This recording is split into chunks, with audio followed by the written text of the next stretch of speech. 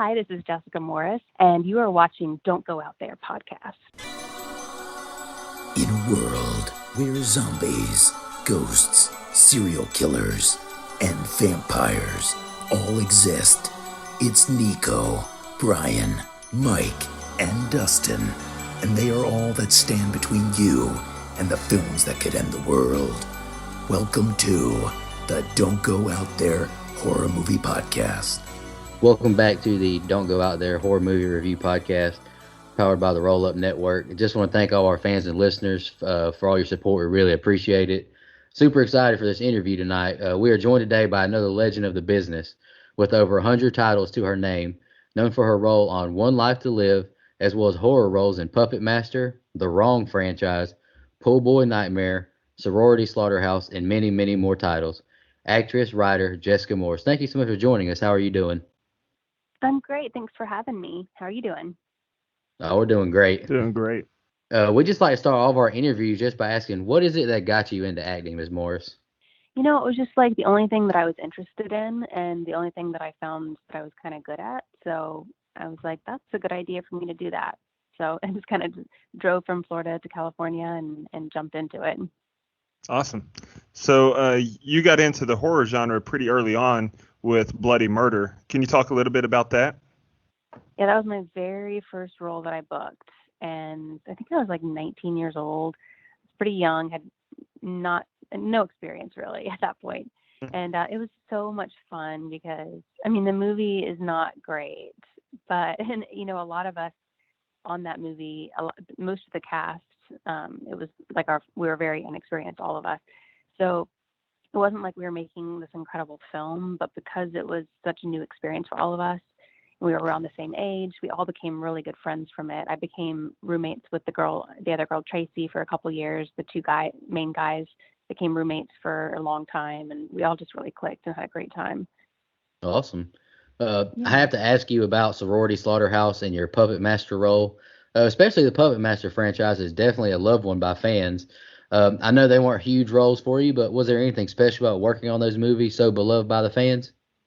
Yeah, you know, it's fun when like working with the little monsters and stuff when you have to kind of pretend like they're talking, and then they add that in, you know, in post. But it's just silly, like, you know, it's not too serious on set, and you know, like Charlie Band and his girlfriend Robin Sydney are two of my very good friends, so I love working with them.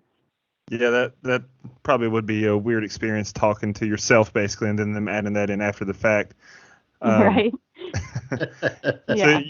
you got a pretty wide range of credits and genres on your resume, which definitely speaks to how adaptable of an actress you are. Do you prefer working in a specific genre, horror, comedy, something else? You know, I like the thrillers. I like straight dramas as well, but the thrillers are kind of like that little bit of horror aspect, but it doesn't get too bloody. Even though that can be fun sometimes too, but then you're all sticky with the fake blood, and you know you just want to take a shower. So the thrillers are nice because you can be scared, and there's some suspense, but it stays dry. Yeah, I can imagine it'd be pretty messy. Well, like I did Yeah. mention, you have been in the comedy genre as well. So speaking of, I have to ask you, you're obviously very well known for your role in Role Models, which is one of my personal favorite movies. You appeared alongside Paul Rudd and Sean William Scott. Can you talk a little bit about working with those guys? Sure. Yeah. I mean, it was such a blast. I mean, Paul's just really sweet, and I didn't work directly with him, but you know he was very cordial, and Sean was just really funny and silly and goofy, and we got to improvise a lot on that set and ad libs and you know ridiculous lines, and it was a really wonderful experience. I loved working on it. Oh, I love that movie too.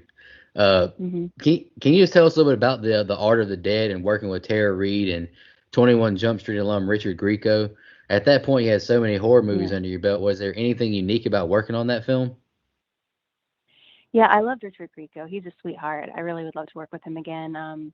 Tara's great as well. But what was really interesting about that role was that I basically kind of played three different characters in one because I play the the nice, sweet, um, housewife, mom and everything. But then once I'm kind of taken over by the painting, the lust painting, I become this very kind of sex crazed, different version of the character. And then when I'm full on possessed by the painter of the paintings, I'm him, who's just kind of a total psychopath. So yeah, it was three roles in one. Why not, right? Yeah, and that goes right back to what I said about your versatility and adaptability. You also earned a nomination for Best Lead Actress in a Drama at the Indie Series Awards for your performance in Ladies of the Lake. You were one of the leads of that Amazon Prime series. Can you talk a little bit about that and your experience with the nomination? I love that series. I always wish we had just kept doing more and more seasons of it. My first season was actually my favorite of it, though, even though the second one was, I mean, kind of, shot a little more edgy, and maybe people enjoyed that one a bit more. I really liked the first one because it was a little campier and just really, I don't know. I just loved playing that character. I loved that they're all kind of like these nice, polished, rich little ladies, but then they just have all these crazy secrets, and they're like kind of like, oops, I killed my husband. Yeah, it was just, in the costumes and the hair and makeup were just gorgeous. And the nomination was, that's it's so nice when anyone notices your work at all. So I don't put a lot of stock in awards or anything. I mean, yeah, it was just nice to be recognized at all. If anything, when you're nominated for something, it kind of is more stressful because then you have to show up to the event, and then you either win and you have to like go up there and say something, which I hate public speaking, or you lose and then you're just like, oh yay. I mean, even if you are happy for the other person, it's like everyone's looking at you for your reaction of not being happy, so it's just kind of an awkward situation. Yeah, I don't know. The whole award thing is it's a little out of my comfort zone, but I do appreciate being recognized at all. Oh, absolutely. So you'll be seen as one of the leads in acclaimed horror director Tom Six's upcoming horror thriller, and I hope I pronounced this right, the Onanya Club. That's it. Obviously, Yeah. obviously he's known for the Human Centipede franchise. What can you tell us about the role you have in just working with Tom Six? Oh, he's such a character. He shows up to set in like a fancy suit every day, and you would think he'd be this twisted, weird person, but he's such a delight. He's such a nice person and good to work with. But very passionate, and I like the fact that he, makes his films all very original. This movie is I really enjoyed it and thought it was so well done, and I love my character in it. I'm just hoping, he's having trouble with the major distributors because they think it's too risque, it's a little too dark, and there's a whole, revolution happening with fans like saying, show this movie, release this movie, which is so incredible. So I'm hoping that it has the big release that Tom's hoping for, because it deserves it. It really does. My character, she is a really good like Catholic wife and mom who has this kind of strange fetish though, where it's something that's similar to a Schadenfreude, which is deriving pleasure from other people's misery. And so, if you can imagine, she's just, at home with her son, with her husband, and she's trying to act like she's not having these urges. But for instance, she sees something horrific on the news and feels aroused by it. So she's like, what is wrong with me? Something's terribly wrong. I'm this horrible person.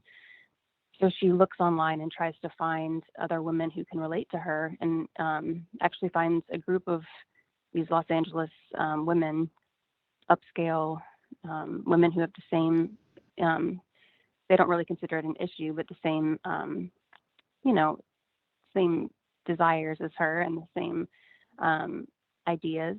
So they kind of take her under their wing, and then, they kind of try to go to different, extreme lengths to find ways to now not only watch devastation of other people, but create it. And it just gets more and more out of hand. Oh, yes, ma'am. Before I move on to the next question, we actually had a previous interview with a YouTuber. He's from the Netherlands as well, and he was telling us that Tom Six, because he's from the Netherlands as well. He said Hmm. they were he told us about this film that was having trouble, getting it out to Yeah. to the studios. He said it's a great movie, but just that aura around him and the human centipede, they weren't wanting to bite on Yeah. it. That was so No, I know, that's and it's unfortunate because it's not just about these weird, gross things. He's trying to make a statement about society too, and so there's Hmm. a bigger purpose to it if people gave it a chance. So hopefully there'll be a happy ending to that story. Oh yes, ma'am. I saw this on Instagram. You posting about it. You starred as Martha in Danger in the Spotlight, which was just released Hmm. on the Lifetime Movie Network on August 27th.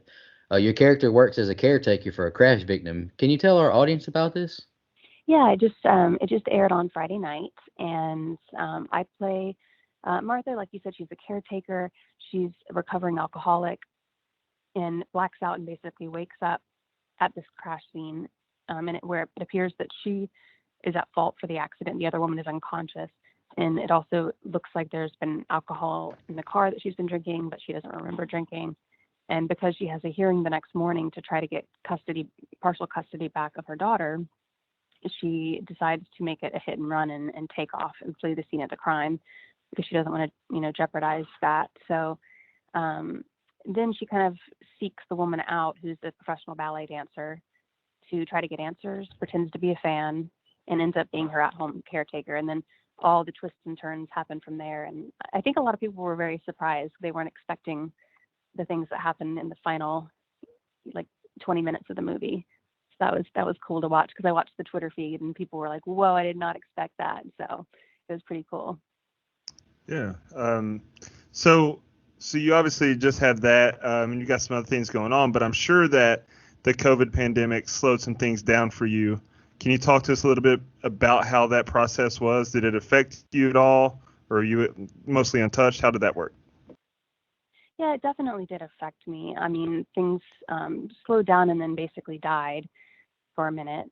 So I had to try to pick up some other work and get into my writing a little bit more and just take time kind of for myself. It would kind of forced everybody to slow down for a second and, take walks around the block and, think about what's really important in their lives. And so, yeah, it definitely changed me during that time. And, then things started picking up and I took a couple jobs like the web or not that one, the caretaker or Danger in the Spotlight is what it's called now.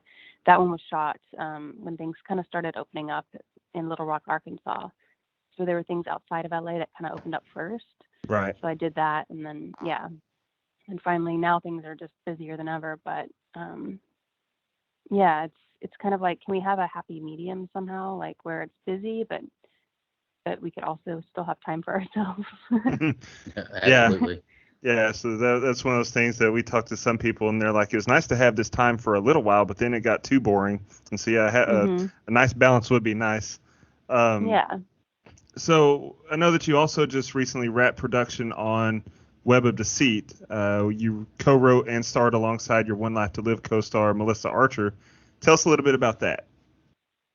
Yeah, that was the very first script that me and Melissa wrote together years ago. We started it just for fun, drinking margaritas by the pool and starting making up a story. And then went inside and we're like, okay, we should write this down.